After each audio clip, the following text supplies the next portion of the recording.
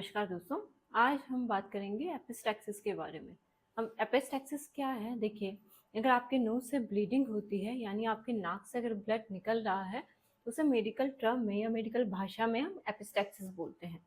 अब देखिए, एपिस्टैक्सिस की जो प्रॉब्लम होती है मोस्ट कॉमनली यूनिलैटरल होती है। यानी आपने देखा होगा जिनको नोज से ब्लड आता है वो यूनिलैटरल होता है, यानी एक नाक से क्या होता है, नाक के एक पार्ट से क्या होता है, ब्लड आता है।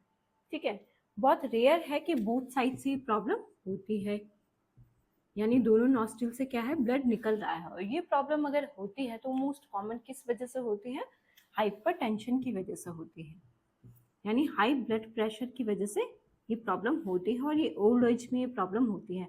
जो 45 ईयर से ऊपर है उन लोगों में क्या है, हाई बीपी की वजह से ब्लड आता है। ब्लड क्या है, दोनों नॉस्ट्रिल से आता है और ये ब्लड क्या है, आपके नाक के पिछले हिस्से से आपके गले में भी जाता है। ठीक है, आपके फेरिंग्स में, आपके स्टमक में भी जाता है। तो देखिए, जो मोस्ट कॉमन जो ब्लीडिंग होती है वो आपके इस एरिया से होती है, जिसे हम बोलते हैं लिटल्स एरिया। इस एरिया में क्या होता है, आपकी छोटी छोटी जो कैपिलरीज होती हैं, यानी आर्टरी की जो छोटी छोटी ब्रांचेस होती हैं वो साथ में क्या हो रही है, मिल रही हैं। यहाँ पर लेबियल आर्टरी भी है, इथमोइडल आर्टरी भी है, स्फिनोपैलेटाइन आर्टरी भी है, ग्रेटर पैलेटाइन आर्टरी भी है, जो इस एरिया को क्या कर रही है, सप्लाई पहुंचा रही है।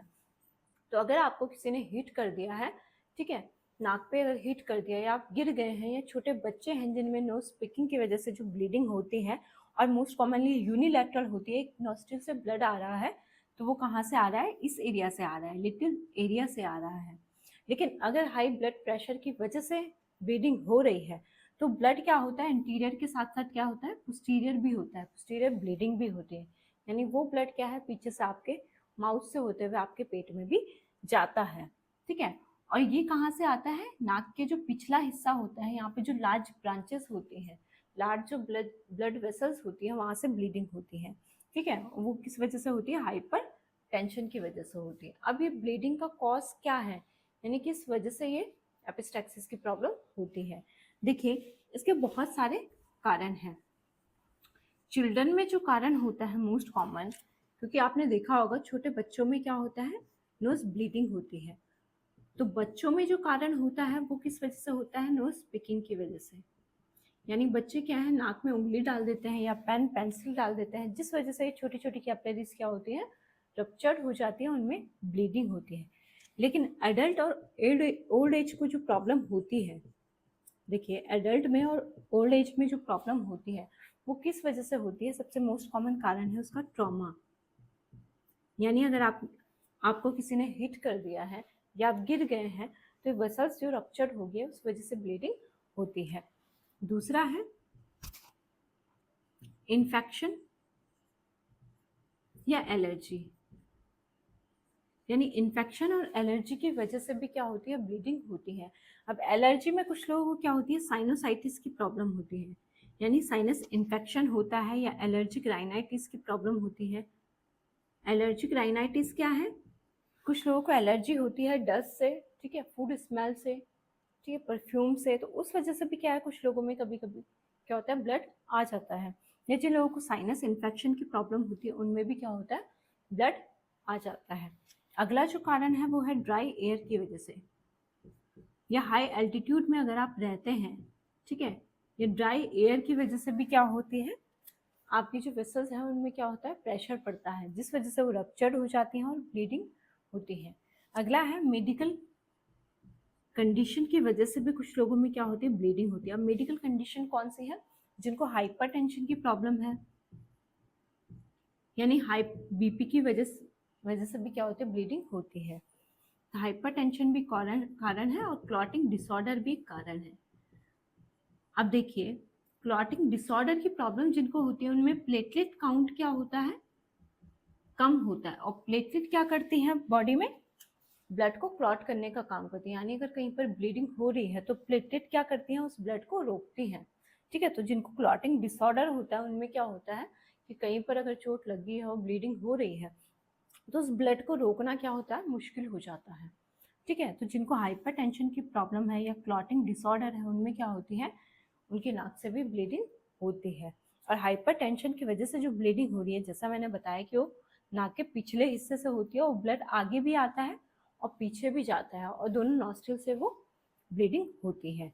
ठीक है, अब देखिए मेडिकेशन की वजह से भी ब्लीडिंग होती है, और वो मेडिकेशन कौन सी है? ब्लड थिनिंग मेडिसिन कुछ लोग लेते हैं।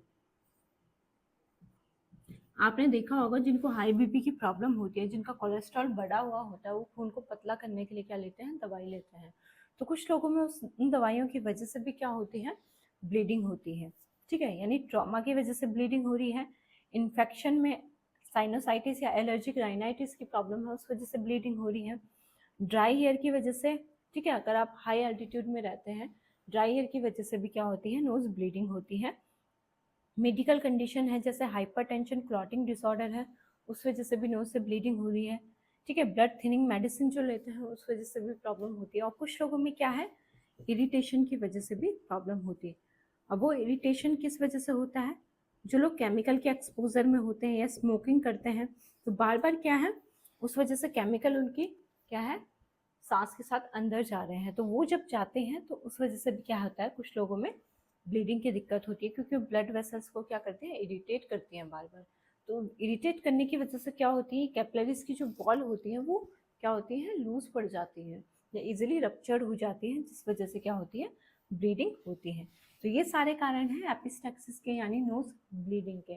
अब इस नोज ब्लीडिंग की जो प्रॉब्लम होती है, इसे हम कैसे मैनेज कर सकते हैं? देखिए, इसको मैनेज करने का काम क्या है, कैसे हम इस प्रॉब्लम को मैनेज कर सकते हैं? तो इसको मैनेजमेंट के लिए आपको क्या करना है, आपने देखा होगा जब किसी को नोज ब्लीडिंग होती है तो वो क्या करता है? बैठ के सर ऊपर कर लेता है, लेकिन ऐसा नहीं करना चाहिए। जब नोज ब्लीडिंग होती है तो उसे बैठ के अपने सर को थोड़ा सा आगे झुका के क्या करना है? आपकी नोज को पिंच करना है 5 से 10 मिनट के लिए।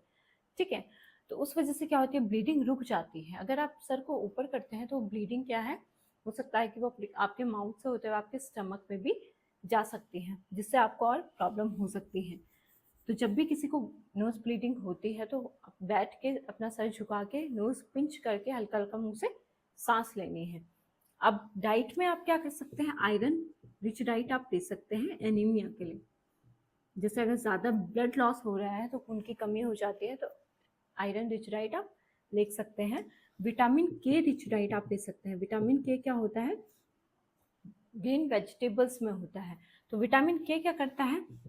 ब्लड क्लॉटिंग में हेल्प करता है, यानी जिनको क्लॉटिंग डिसऑर्डर है, ठीक है, जिनका प्लेटलेट काउंट कम है, ठीक है, या फिर अगर क्या हो रहा है, क्लॉट नहीं बन पा रहा है, ब्लीडिंग रोकना मुश्किल हो रहा है, तो उसकी वजह से विटामिन के रिच डाइट क्या करती है? आपके ब्लड को क्लॉट करने में हेल्प करती है। ठीक है, विटामिन सी रिच डाइट आप ले सकते हैं। विटामिन सी क्या करती है? आपके ब्लड वेसल्स जो है, ये छोटी छोटी कैपिलरी जो है, इन्हें स्ट्रेंथ देती है। ठीक है, तो रप्चर होने का जो खतरा होता है वो थोड़ा कम हो जाता है। तो विटामिन सी भी क्या होता है? एपिस्टैक्सिस की प्रॉब्लम में हेल्पफुल होता है। विटामिन के रिच डाइट भी क्या होता है? ब्लड क्लॉटिंग में मदद करता है। और आयरन रिच डाइट भी क्या करती है? एनीमिया की प्रॉब्लम को क्या करती है? मेंटेन करके रखती है। इसके अलावा आपको क्या करना है? हाइड्रेशन को मेंटेन करना है, यानी फ्लूइड इंटेक ज़्यादा लेना है, वाटर इंटेक ज़्यादा करना है, जिससे आपकी बॉडी क्या हो? हाइड्रेटेड रहे, जो भी खून की कमी हो रही है वो पूरी हो पाए। ठीक है, और स्पाइसी एंड हॉट फूड को क्या करना है? आपने अवॉइड करना है। अब स्पाइसी हॉट फूड क्या करते हैं? ये आपकी बॉडी में हीट को बढ़ा देते हैं, जिस वजह से जो ब्लड वेसल्स हैं, छोटी छोटी कैपिलरीज हैं, ये इजिली रप्चर्ड हो जाती हैं और ब्लड क्या होता है? आपके नाक से निकलता है। तो आपने देखा होगा जो लोग ज़्यादा गरम गरम खाना खाते हैं या स्पाइसी मिर्च मसाला ज़्यादा खाते हैं, उनमें भी क्या होता है? नोज ब्लीडिंग होती है। तो इस वजह से इस फूड को क्या करना है? आपने अवॉइड करना है, और ये सारी चीज़ें आपने करनी है, जिस वजह से आप एपिस्टैक्सिस की प्रॉब्लम को क्या है? मेंटेन कर सकते हैं। जिनको हाई ब्लड प्रेशर की दिक्कत है, ठीक है, ब्लड शुगर की दिक्कत है, उनमें भी क्या होता है? नोज ब्लीडिंग हो जाती है। तो अगर किसी डिजीज़ की वजह से ब्लीडिंग हो रही है तो पहले उस डिजीज़ को आपने कंट्रोल करना है, जिसकी वजह से एपिस्टैक्सिस की जो प्रॉब्लम हो रही है वो कंट्रोल हो सकती है। तो अपनी लाइफस्टाइल को हेल्दी रखिए और अपना ध्यान रखिए। अगली वीडियो में हम बात करेंगे अगली प्रॉब्लम के बारे में। धन्यवाद।